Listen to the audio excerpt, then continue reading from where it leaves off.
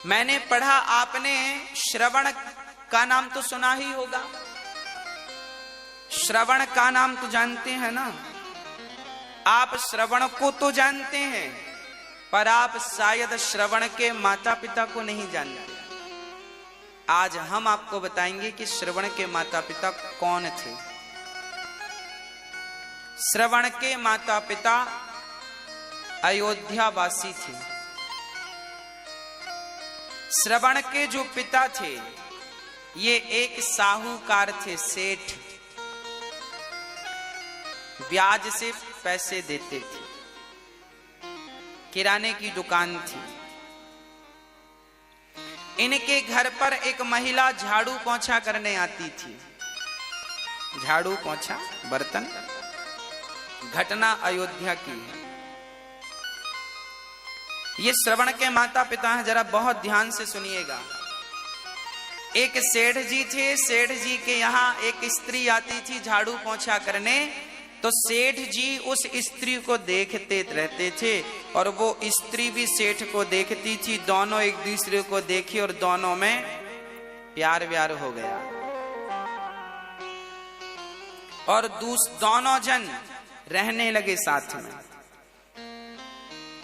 तो जो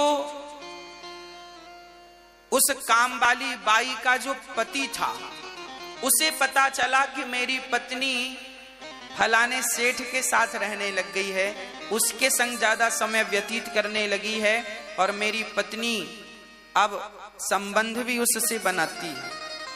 तो ये व्यक्ति अयोध्या के राजा के पास गए। उस समय अयोध्या के राजा दशरथ जी के पिता हुआ करते थे। आज है ना, उनके पास ये बात पहुंची। उनके पास जब बात पहुंची तो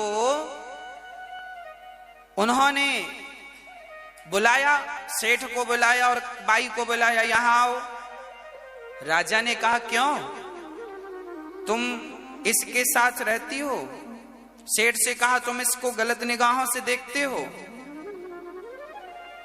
अब वो सेठ डर गया, वो बाई भी डर गई। हाँ महाराज, हमसे गलती हो गई, ये बड़ी सुंदर है, हमारा मन चला गया। अब वो काम वाली बाई का पति बोला, देखो महाराज, मेरी पत्नी को फलाने व्यक्ति ने, सेठ ने अपना लिया। अब मेरे बच्चे हैं छोटे छोटे, मेरा तो घर बर्बाद हो गया। जब इनका अपराध इन्होंने स्वीकार कर लिया, तब राजा ने दंड दिया। अब बताओ ऐसों को क्या दंड मिलना चाहिए? तब राजा ने आज्ञा दी कि इन दोनों ने ये गलती इसलिए की है क्योंकि इन दोनों ने एक दूसरे को देखा है, इसलिए दोनों की आंख फोड़ दी जाए, यही इनका दंड है। तो राजा ने उस बाई की और उस सेठ की आंख फोड़वा दी। ये तो न्याय हो गया। क्या हो गया? ये न्याय। और उसके काम वाली के पति ने कहा, अब मैं इस महिला को, इस स्त्री को पत्नी के रूप में स्वीकार नहीं करूंगा। वो तो चला गया। अब राजा ने विचार किया कि यदि ये दोनों हमारे राज्य में रहेंगे तो इनको देखकर कल किसी और की निगाहें ना बिगड़ जाए। इसलिए राजा ने उन दोनों अंधा अंधी को अपने राज्य से निकालकर बहुत दूर भिजवा दिया, जंगल में। जाओ, दोबारा राज्य की सीमा में दिखाई मत पड़ना, नहीं तो मृत्यु दंड देंगे। तुम जैसों का दर्शन कोई करेगा तो कहीं उसकी बुद्धि भ्रष्ट ना हो जाए। देखिए न्याय क्या था। कहीं एक आदमी के कारण पूरा समाज ना बिगड़ जाए, इसलिए दंड क्या था पहले के जमाने में, क्या न्याय था। राजा ने वहां से विदा कर दिया।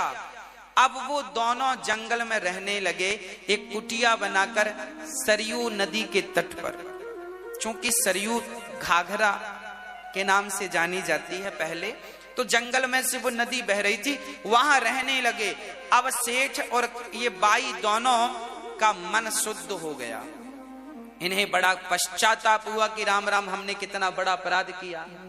इन्हें अपनी गलती समझ आई और दोनों अब पति पत्नी की तरह रहने लगे और भगवान में मन लगा लिया। और जब भगवान में मन लगाया, निष्काम भाव से जब भगवान की भक्ति की, तो भगवान की भक्ति के बल पर भगवान ने इनके अपराध को माफ कर दिया। और इनके द्वारा, वो सेठ के द्वारा, वो बाई गर्भवती हो गई और उसके गर्भ से एक बालक पैदा हुआ, जिसको आप और हम श्रवण कहते हैं। श्रवण कहते हैं।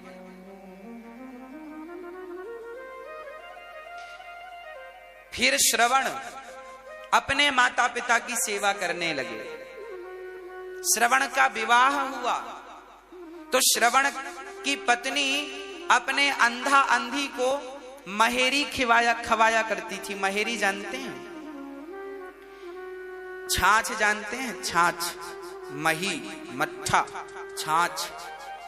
छाछ में चावल डाल दो, थोड़ा सा नमक डाल दो और उसे पका करके खा लो, उसे महेरी बोलते हैं।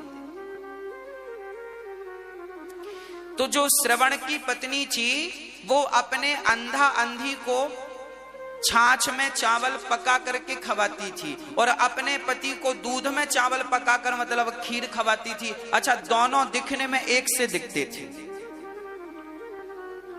तो श्रवण के माता पिता सामने ही बैठ के खट्टी खीर खाते थे और ये मीठी खीर खाते थे। एक दिन श्रवण के माता पिता, पिताजी की थाली की जो खट्टी वाली खीर थी, महेरी, वो ज्यादा गर्म थी।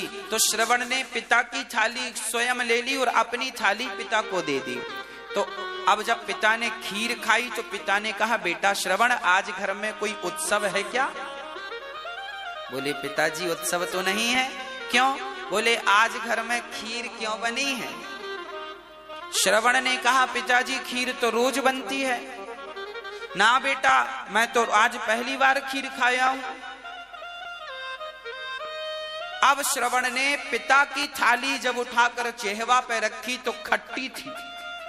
दिखने में सेम थी एक सी, पर स्वाद में अंतर, एक खट्टी एक मीठी। तब श्रवण अपनी पत्नी के पास गया तो उसने एक ऐसा घड़ा, ऐसा बर्तन बनवाया था कि जिसका मुंह तो एक था पर पेट दो थे। एक तरफ वो मही छाछ पकाती थी चावल के संग और एक तरफ दूध पकाती थी चावल के संग, शक्कर मिश्री डालकर। एक ही बर्तन में दो आइटम बनाती थी। देखो कितनी बुद्धिजीवी थी। उससे लगा, अंधा अंधियों पर, सास ससुर पर कौन दूध का खर्चा करे, इन्हें तो छाछी खवाओ। पर श्रवण ने कहा कि जब मेरे माता पिता के संग मेरी पत्नी भेद करती है, जो मेरे माता पिता की सेवा नहीं कर सकती, मैं उसके पास क्या रहूं। अपनी पत्नी को कहा कि तेरे भीतर इतना कपट है, ऐसे कपटी स्त्री के संग रहकर मेरा भला नहीं होगा। अब मैं किसी के भरोसे माँ बाप की सेवा नहीं करूंगा, अब मैं स्वयं अपने माँ बाप की सेवा करूंगा। तब अपने माँ बाप को अपने पालकी पर बिठाकर कंधे पर, और श्रवण ने अपने उन्हीं अंधे माँ बाप को भगवान की चारों धाम की यात्रा कराई। देखिए, ऐसे माता पिता जो कि चरित्र से गिरे थे, ऐसे माता पिता का बेटा श्रवण भी जब माई बाप की, तुम्हारे माता पिता कैसे भी हों, तुम अपने माँ बाप की सेवा करोगे। तो श्रवण जैसे बच्चे ने जब माँ बाप की सेवा की तो उन्हें भगवत धाम प्राप्त हुआ और पुत्र के कारण उनके माता पिता भी भगवान के धाम को चले।